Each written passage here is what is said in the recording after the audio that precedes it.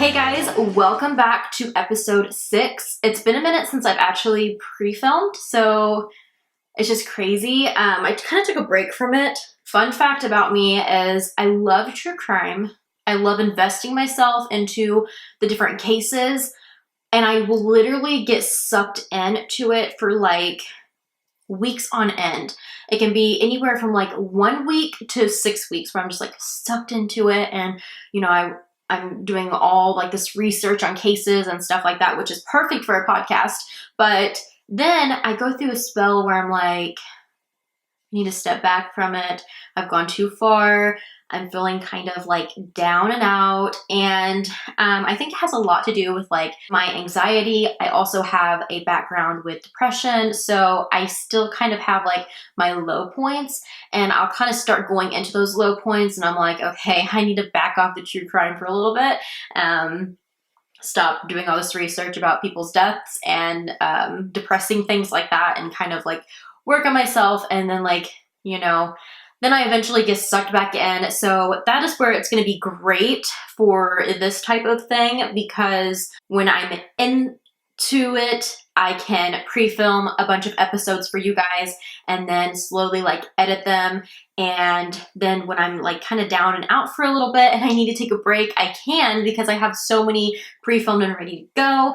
As I am filming this one, episode 4 just went up, I think yesterday. So that's really exciting, and I have just been, the last 4 weeks with it being out has just been incredible. My little community has been growing, and I've hit 100 followers on Instagram, so thank you so much if you've listened and you went and followed me. If you haven't yet and you're new, please go check it out. It's at Caffeine Crime Podcast, and it's always down below in the like description area. And so is my blog, and a blog post goes up every single Tuesday. When one of these go up, I do a whole blog on the case.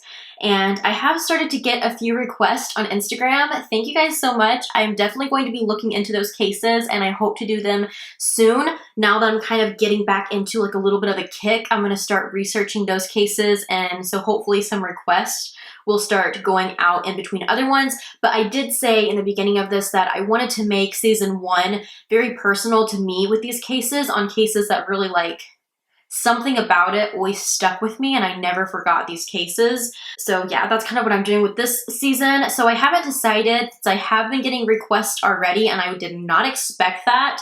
I don't know, maybe I'll just mix it in. I'll see. I'm still trying to decide, but this intro is very long, and I apologize if you're new here. It usually isn't this long. So today we're going to go ahead and jump into this case.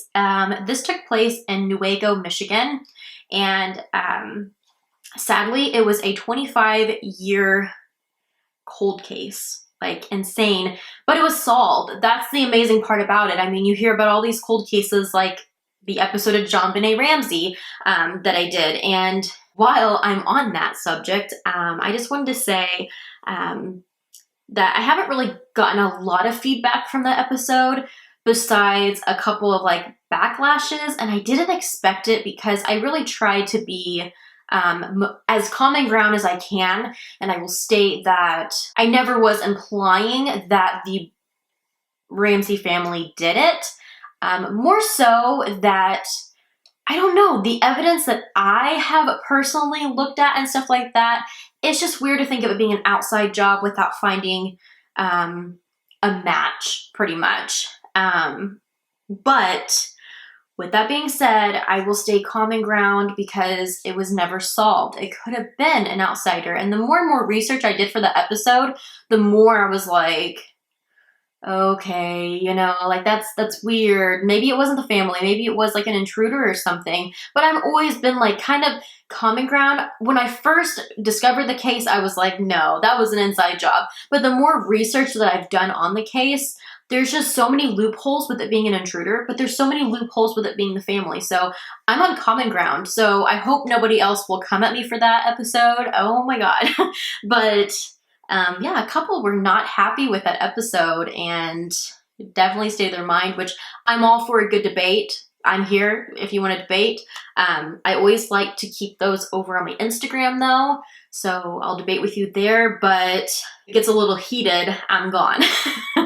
So back to this case, like I said, Newaygo, Michigan, and it took place in 1989. So this is the case of Shannon Siders, and she was 18 years old. So she was a senior in high school, and she was loved by a lot of people.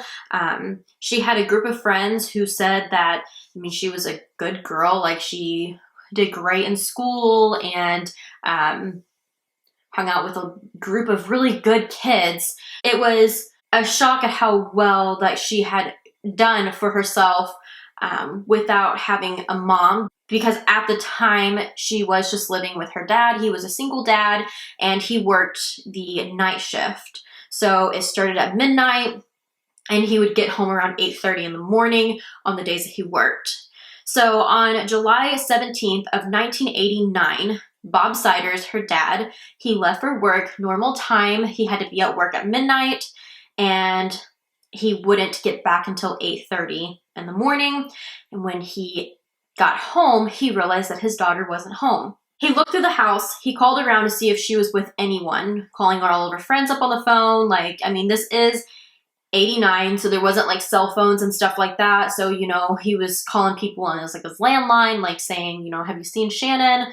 It got to the point where he was a little frantic because he was like, you know, all of her best friends are saying that they don't know where she's at. So he started going outside and running down the neighborhood, like yelling for her. And then finally, I mean, he automatically just freaked out. Like, Shannon was very close to his heart and went to the police station and filed a missing report.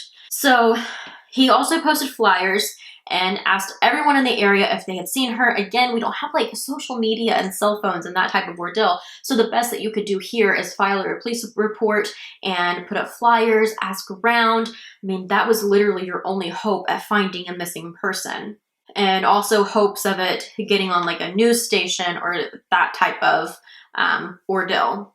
There was a lot of people at that time that came into the police station and actually said that they had seen her. There was even a tip that Shannon was living with some people in a house across town and she was hiding out from her dad. And it was supposed to be like a drug house. So it was just a bunch of junkies that lived there. But there was this young girl named Shannon who was afraid of her father and she was hiding there. So when the police got there, they discovered that it was a complete different Shannon. But it was just so strange because it was just like, you know, what's the odds of two girls missing named Shannon? But that was unfortunately the other one, which I mean is good. And, you know, that family's case, but sad in Bob's case because he still was looking for his daughter. 15-year-old Amy Bonner, which I'm saying because she is a big part of this case. She was working at the sheriff's department at the front desk when she got a call. And it was a really excited, like cheerful boy that would yelled in the phone, "I just killed Shannon Siders." And then he hung up. You know, some people thought that maybe it was just like a prank call or something like that, but she definitely took it to heart and was like, I heard his voice. I know how he sounded. Like, to this day, she said that she just has chills thinking about that phone call. Labor Day weekend, 1989, two hunters out in the woods found identification cards of Shannon's. And there was two of them. Police came out to the area and they also found a pair of blue jeans that could have been her because it was like around the same size of jeans that she wore, the same style, that type of ordeal. The area these things were found in were actually a common spot for teenagers, and it was called the Hole in the Woods, and it was where tons of teenagers would come out and do like a bonfire and drink and, you know, probably drugs and stuff like that. As kind of like a getaway place away from like their parents and away from school. And her father, once he had heard about the findings, he took his dog out and searched this whole area up and down. He said that he kept searching for his daughter. He didn't find any signs of her.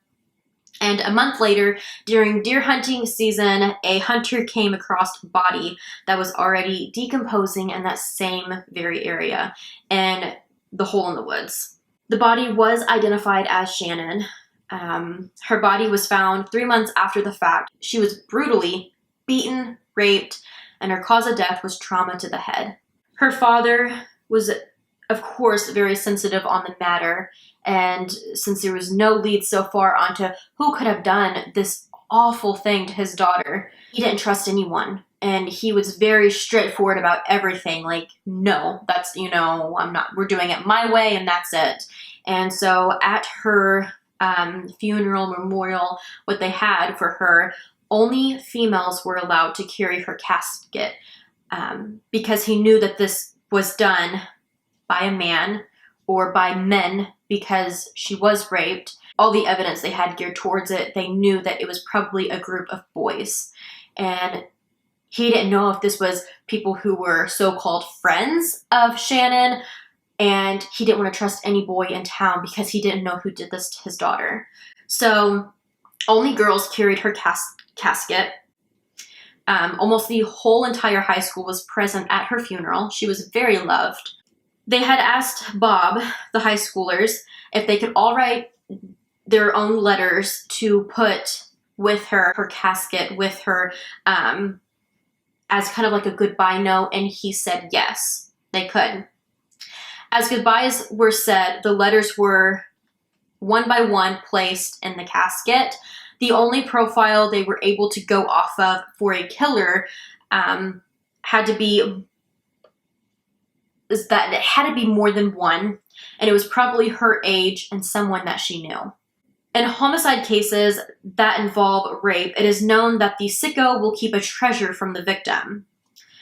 A trophy, in a way. It is so sickening, but I mean, this is very common in a lot of true crime cases.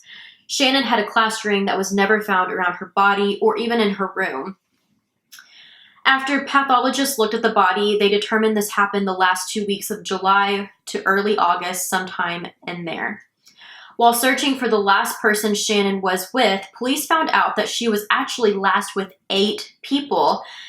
All 8 people became suspects due to the fact that they were afraid to come forward or were unwilling to. So they were brought in anyways for questioning, and there were 3 girls and 5 guys in this group of people. And it was kind of a shocking thing to her father and her close friends, because this group of 8 people were not her close friends. These were the group of party kids who were always in the hole in the woods doing drugs and drinking, and they were just the party scene. So it was definitely like a shock. It was like she was going through a phase where she wasn't really hanging out with her friends as much as she let on, I guess. Or maybe she was invited this night and was like, ooh, the party kids are kind of cool, so she's going to go out with them. It was that type of ordeal. So her friends were kind of like, man, I didn't know this. And, her father was definitely very hurt by the fact that she was out with this group of kids. But even so, they were ruled out one by one with questioning and polygraph tests. So what had really happened was Shannon's father said that he left for work at 10:30, and that's the time he normally left. I guess his work was an hour and a half away. After he did, she met up with some friends that liked partying. Like I said, they were the party group.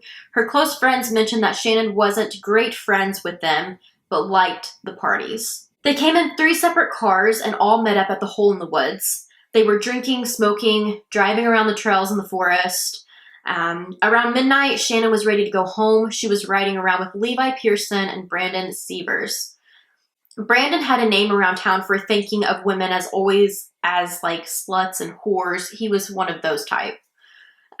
Tips came into the station that Brandon left town around this time Shannon went missing, which was like really weird. When they asked him about it that night, he said when she decided she was ready to go home, they met back up with some of the others and she went with them, and that he never saw her again. When they asked why he left town, he had said that he had left town to go pick up a cousin to bring him back, and that it was only for like a day or 2. It wasn't like he was running from anything. He told the people he got into a car with Paul and Matt Jones. They were brothers and said the plan was to go back to Shannon's house to drink beer and watch movies. But after they left the group at the hole in the woods and got to Shannon's house, Shannon said that she was really tired and wanted to go to bed.